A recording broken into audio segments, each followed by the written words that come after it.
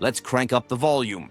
It's time to talk about Francis Scott Key, who's way more than just that guy who wrote the anthem. First off, Key wasn't exactly a musical prodigy. In fact, he might have been tone-deaf. So, when he wrote the Star-Spangled Banner, he slapped those patriotic lyrics onto a British drinking song. Yep, our national anthem shares a melody with a tune that a bunch of tipsy Brits used to sing at their fancy gentlemen's club. Cheers to that. Oh, and he wasn't just a poet.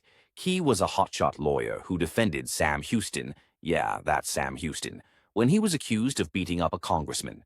So our anthem's author wasn't afraid to throw down, or at least defend someone who did. Key wasn't even a fan of the War of 1812, the conflict that inspired his famous anthem. He thought the whole invade Canada thing was a bad idea, and even celebrated when the U.S. failed to take Montreal. In September 1814, Key was sent on a high-stakes mission to negotiate the release of his buddy, Dr. William Beans, who'd been captured by the British.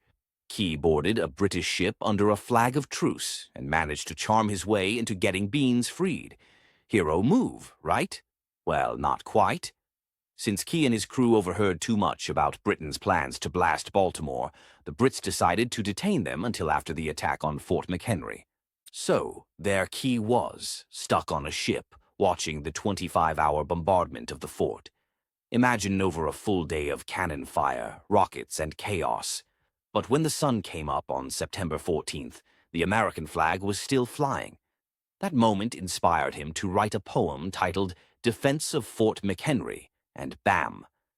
The Star-Spangled Banner was born. So we got an anthem from a guy who didn't even like the war. Classic.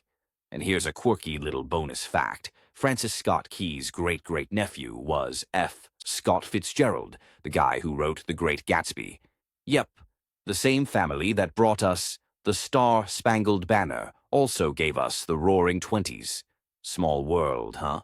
So, next time you belt out, "Oh, say can you see?" remember, the guy who wrote it wasn't a war-loving patriot. He was a reluctant lyricist, a courtroom heavyweight, and a man who wrote his most iconic lines while stuck on a British ship watching history unfold. Want more stories like this? Tune in to the Buck Starts Here podcast.